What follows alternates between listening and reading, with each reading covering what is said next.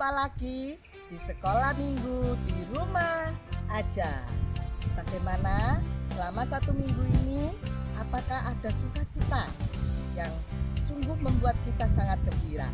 Pasti itu karena siapa yang memberi? Tuhan Yesus ya. Ayo kita awali ibadah kita dengan sebuah doa. Sama-sama kita tundukkan kepala, kita berdoa. Lipat tangan, tutup mata. Tuhan Yesus, terima kasih Engkau telah menyertai sepanjang minggu ini. Kami boleh beribadah kembali secara online. Ya Tuhan Yesus, beracaralah dari awal hingga akhir di dalam pertolongan Tuhan, sehingga kami boleh dijamah diurapi, semakin mengerti dan beriman kepada Tuhan. Hanya dalam nama Tuhan Yesus kami sudah berdoa. Amin. Kita berdoa. Biasanya kita mesti apa? Ayo adik-adik, kita mau memuji, memuliakan Tuhan. Biar Tuhan disukakan. Dan kalau Tuhan disukakan, apa? Hidup kita juga ikut suka ya. Kita akan sering apa? Banyak senyum dan boleh memberkati orang di sekeliling kita. Ayo sama-sama kita memuji, memuliakan Tuhan.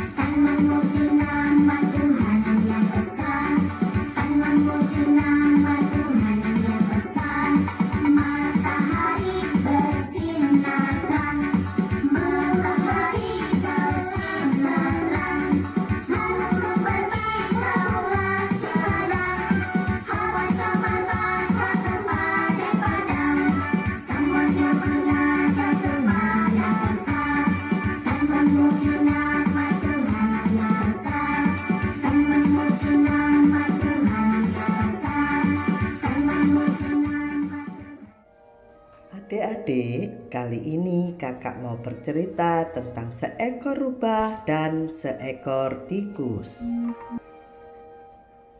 Pada musim yang sangat dingin dan bersalju, tinggallah seekor rubah yang kesepian.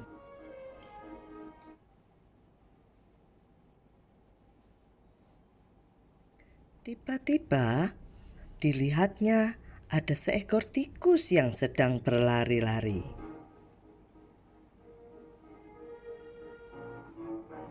Karena tikus menyadari bahwa rubah sudah melihat dia, maka dia berlari kepada 2 ekor burung hantu yang sedang tertidur.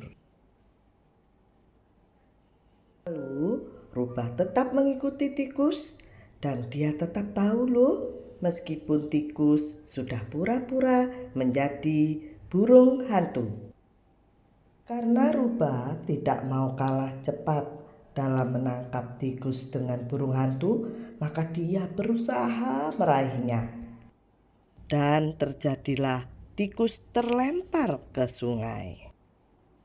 Karena terjadi kekacauan, sehingga dua burung hantu itu jadi bangun loh, dan tahu kalau di dekat mereka ada tikus, yaitu makanan kesukaan mereka.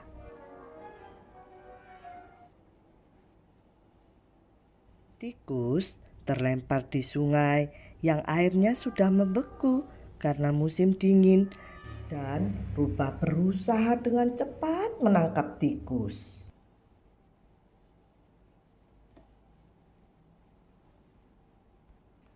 Akibat benturan yang sangat keras pada permukaan es, juga suhu panas tubuh mereka, sehingga mulailah retak dan mereka tenggelam ke dalam air es yang dingin. Karena tikus tidak bisa berenang, maka rubah berusaha menangkap tikus yang mau tenggelam untuk dibawanya ke permukaan sungai. Tikus dapat diselamatkan, tetapi sungguh malang bagi rubah. Dia tidak bisa naik karena permukaan air sungai sudah mulai membeku. Lalu tikus mulai menyadarinya bahwa rubah tidaklah jahat bagi dia, sehingga dia berteriak, "Tolong, tolong, selamatkan rubah." Apa yang terjadi? Burung hantu yang di dekatnya dengan cepat menangkap tikus, menyebabkan keretakan es di permukaan sungai. Juga tikus mulai menyadarinya bahwa burung hantu yang dikiranya teman adalah musuh yang mau memakan dia. Dia sangat takut sekali. Pada detik-detik terakhir hidup tikus, ternyata si rubah tidak jadi mati dan menjadi penyelamat sekali lagi terhadap tikus. Dengan pertolongan rubah, maka selamatlah tikus karena burung hantunya takut sama rubah ya. Dan sejak saat itu, rubah dan tikus menjadi teman yang baik dan mereka bersahabat. Jadi adik-adik, pesan dari cerita ini adalah adik-adik tidak boleh berprasangka buruk, adik-adik tidak boleh menjelek-jelekkan, atau adik-adik tidak boleh curiga pada teman yang baru atau teman yang kita tidak kenal dengan betul. Karena Tuhan Yesus sudah memberi teladan kepada kita bahwa kita harus tetap ramah, baik, dan penuh kasih kepada siapa saja. Adik-adik, kita sesudah memuji memuliakan Tuhan, kita sudah berdoa, dan sudah kita melihat cerita teladan, saatnya kita mau masuk di dalam firman.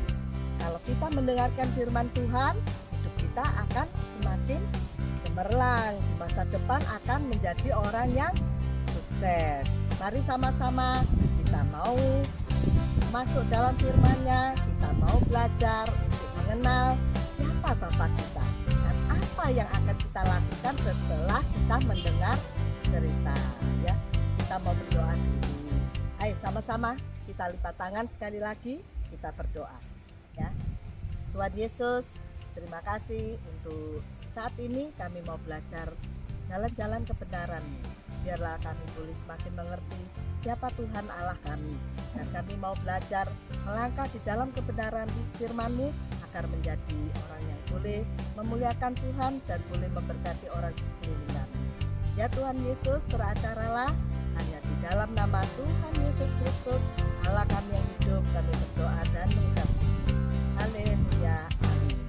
Adik-adik, kali ini yang mau membawakan firman bukan kakak, tapi kakak kalian yang pasti sudah kenal. Siapa?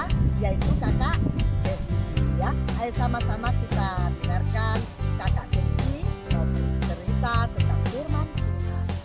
Halo Shalom adik-adik dan selamat hari Minggu. Hari ini kita akan mendengarkan firman dari Kisah Para Rasul pasal 2 ayat 14 sampai dengan 41 dengan judul Kamu Dapat Dipakainya.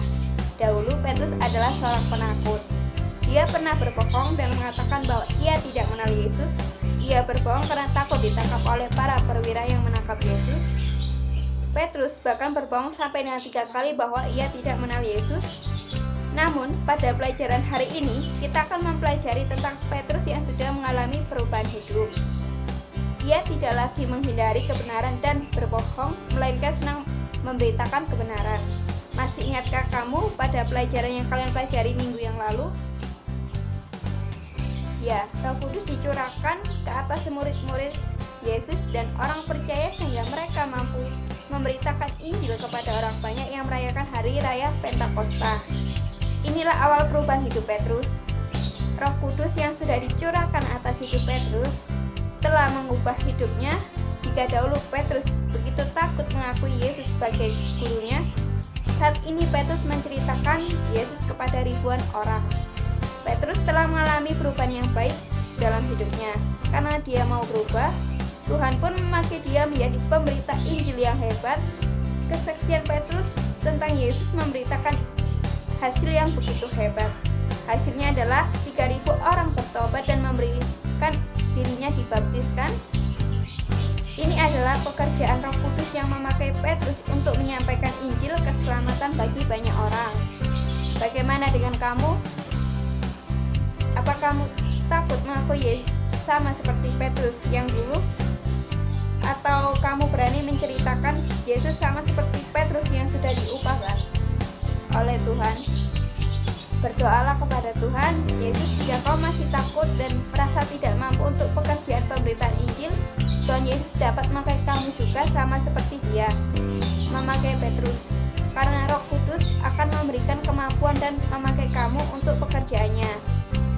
Yuk mulai memberitakan Injil kepada orang-orang belum mengenal Tuhan Yesus agar mereka juga diselamatkan.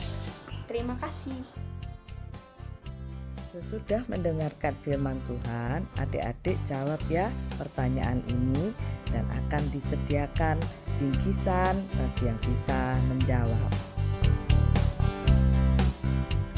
Adik-adik, sesudah mendengarkan firman Tuhan, kita mau tutup ya persekutuan kita kali ini pada sekolah minggu kita dengan doa biar langkah hidup kita ke depannya makin lancar ya dan jadi anak yang baik. Sama-sama kita lipat tangan, kita tutup mata, kita berdoa sekali lagi ya. Tuhan Yesus, terima kasih untuk firman yang telah kami dengarkan. Biarlah kami mau belajar berjalan di dalam kebenaran firman-Mu menjadi anak yang kudus memuliakan Tuhan. Kami juga mau berdoa untuk kedua orang tua kami. Ya Tuhan berkati mereka, baik kesehatan, baik rezeki, semua Tuhan yang tolong. Kami juga mau